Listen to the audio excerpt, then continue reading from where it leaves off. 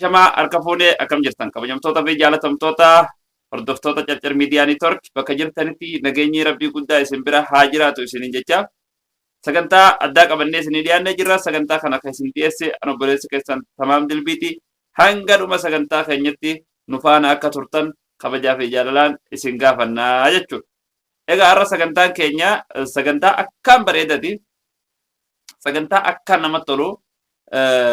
Sagantaa kana obsaan haga dhumatti akka nu waliin turtan kabajaadhaan isin gaafanna malee irra deebinee jechuudha. Wanni har'a irraa ajandaan nuti irraa haasa'uu deemnu akkuma beekamu jaarmaa kuraa galaan namni hin beekne Oromoo ta'ee namni hin beekne hin jiru. Sablammoonni akka Itoophiyaattu jaarmaa kana namni hin beekne hin jiru. Jaarmaa maqaadhaan osoo hin taane hojii isaatiin beekama jechuudha. Hojii isaatiin akka sadarkaa Itoophiyaatti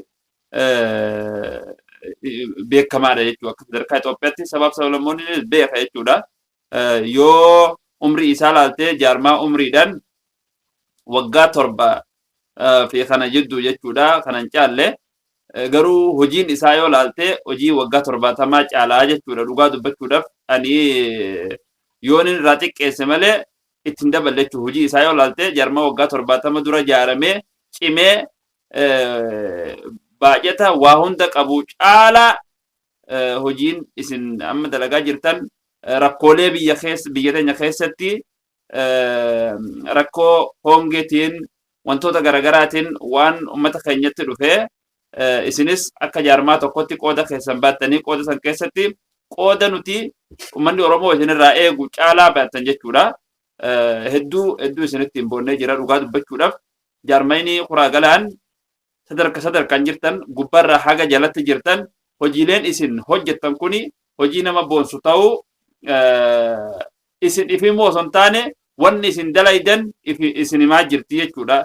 Fakkeenya jaarmaa biraatiif ta'aa jirtanii galataatu isinii mala dhugaa dubbachuudhaaf jaarmoonni waldaa kuraa galaan gubbarraa haga jalatti biyya keessa fi biyya alaa hundi keessan ulfaadhaa galatoomaan isinii jechuu barbaada. Akka Tamaam Dilbiitti fi akka Carcar Miidiyaattis galatan isinii galchuu barbaada jechuudha. Egaa amma qabxii nuti ijoon amma irratti dubbachuu deemnu kagaa amma miidiyaa kana gubbaa deddeemaa jiru ijoo miidiyaa ta'e miidiyaa irra deddeemaa jiru jaarmayni kuni haala dhalatee hojiin inni hojjetaa jiru tuni hojii akkamii jee namni jechuu Oromoon biyya keessa fi biyya alalleedha.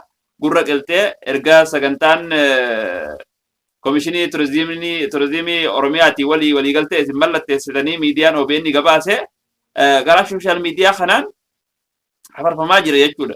OBN sagantaan isaa takkaa hin daawwatamne dhugaa dubbachuudhaaf YouTube irraa fi miidiyaa irratti dhalaalee ajab godhee waan ajaa'ibaa ta'uu ammas waliigaltu batee san viidiyoo san irraa muranii gara TikTok fi gara Facebookaatiin viidiyoo san ciraa oofaa jiran jechuudha. Kun jechuun maali? Jaarmaa Oromoo bakka bu'e ta'uu agarsiisa. Oromoon hojii isin hojjetaa jirtan itti gammadu. Hojii jaarmaa kanaa hojii xiyyaa abbummaadhaan uummanni Oromoo ofitti fudhatu agarsiisa jechuudha. Kana ittiin boonuu qabdan jechuudha. Maaliif hooggantoonni jaarmaa kuraa galaan isin ni hojjettan malee uummataaf hojjettan. Hojii itti dadhabdanii dadhabbii san bu'aa teessan osoo hin taane bu'aa uummata keessaniitiif jechuudha. Jireenya dhuunfaa mataa keessanii dhiiftanii jireenya uummataa jiraataa jirtan jechuudha uummata keessaniif. Soo kanaaf uummanninis sagantaa isin achirratti waliigaltee Komishinii Turizimii Oromiyaatiin waliigaltee gaafa isin mallatteessitan OBN irratti akkasitti dhaqanii ilaalanii gara YouTube'tiinis nama view meeqa argate jechuudha. OBN irratti viidiyoo san muranii TikTokii kana oloofta gaxoofta sagantuma saniitu deema jechuudha. Gara miidiyaa TikTokii fi Facebookaa warra hundaanuu jechuudha. Soo kanaaf dhugumatti hedduu itti gammannee jirra. Hedduu nu gammachiiftanii meetarii namni viidiyoo san hin dhageenye illee hin jiru yoo asirratti yoo isin dhageessa warri dhageenye yoo jiraatan taate achi booda yaadatti aanu kannannaa viidiyoo sana wajji dhaggeeffadhaa. Komishiniin Turizimii Oromiyaa dhaabbata tajaajila lammummaa kuraa galaan waliin waliigaltee hojii waggaa 5 turuu mallatteesseera. Galii Girmaa gabaasa dabalataa qabdi.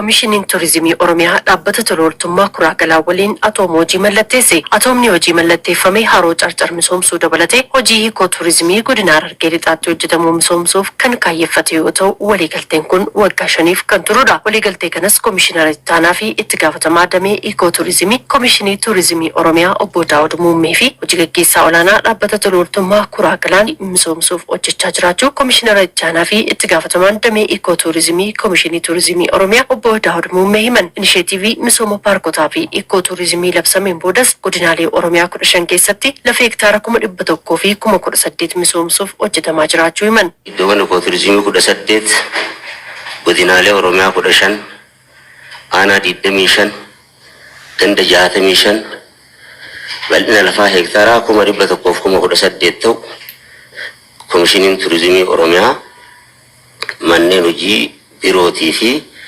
qaamolee dhimmi ilaallatu wajjin akka misoomsu akka beeksisu bu'uuraalee misoomaa akka babal'isuu fi fayyadamummaa hawaasaa mirkaneessuu irratti carraa hojii uumuu irratti akka hojjetu. Waliigalteen dhaabbata tola ooltummaa Kuraa Galaa waliin mallattaa'es hiikoo turizimii haroo carcar misoomsuu keessatti gahee olaanaa qabaa jiran. Hiikoo turizimii haroo carcar irratti jalqabna. Sanirraa kaanee ruutii eessan ruutii kana hin godha bal'atee iskooppiin isaati turtii waggaa 5 keessatti waliigaltee kana kan walii mallatteessine turtii waggaa 5 qaba. Tiim ispiriitiidhaan hawaasa hirmaachifne galmaan gahuudhaaf ni hojjennaa kanatti aansinee immoo amma karoora waliin qopheeffannaa jecha. Hojii gaggeessaa olaanaan dhaabbata tola ooltummaa Kuraa Galaan Dr. Toofiq Abdallaa dhaabbanni tola oolaa kun hojii namoomaa kunuunsa qabeenya uumamaa fayyaa barnootaa fi ga'umsa dubartootaa cimsuu irratti hirmaachuun hojjechaa jiraachuu dubbatan. Godinaaleen Harargee haala teessuma lafaa qabanii fi kunuunsa qabeenya biyyoo fi bishaaniin hojii fakkeenyummaa qabu godinichatti hojjetamaa jiru kan muuxannoon irraa qooddatamuu jiran. Dhaabbanni isaanis godina Harargee lixaatti hiikoo turizimii haroo carcar misoomsuun fayyadamummaa hawaasaa mirkaneessuun dinagdee biyyaatiif oolchuuf kan hojjetu ta'uu himan. Hojiilee hiikoo turizimii wajjin wal qabatan kanneen waliin bahin barbaannee hojjennee waliin ol baafnee bu'aa turizimiitiif oolchinee guddina biyyattii feetuu ga'uu dandeenyu hunda ga'uudhaaf hatattaafannoo ta'aa jechuudha. Egaa dhageessanii jirtanii wallaahi hedduu waan nama gammachiisaati. Ani asirratti wanni itti dabalu hin jiru. Wanni itti dabalu hin jiru dhugaa dubbachuudhaaf hedduu galatoomaa jaarmaa jabaa ka godhu hoogganaa. Jaarmeenni tokko jabaatuun hojii boonsaa hojjetu isaa wanni isa godhu hoogganaa jabaa yoo hin qabaatin hooggansa jabaa yoo hin qabaatin kar tokkollee bakka dhaquu hin qabu jechuudha. Jaarmaanni jabaa hooggansi jabaan hojii boonsaa hojjeta jechuudha. Kanaaf dhugumatti warra barate warri jaarmaa Kuraa Galaan hundeessu kuni warra ismaartii warra sammuun isaanii jechuudha akka ajaa'ibaa kanatti barumsaan guutamte jechuudha.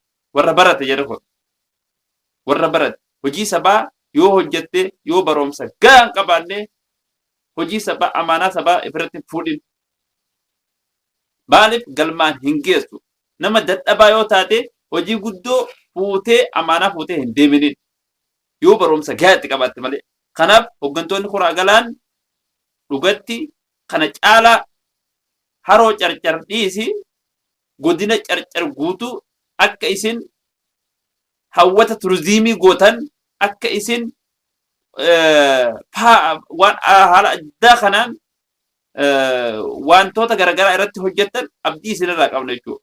Hawaasni abdii isinirratti gatee jira amaanaa sabaa fuutanii jirtanii gara fuulduraa deema isin jala deemna nutis nu hoogganaa isiniif hoogganamna fuuldurri keessan ifa gufuun isin dura hin dhaabbatin isin jechuu barbaada.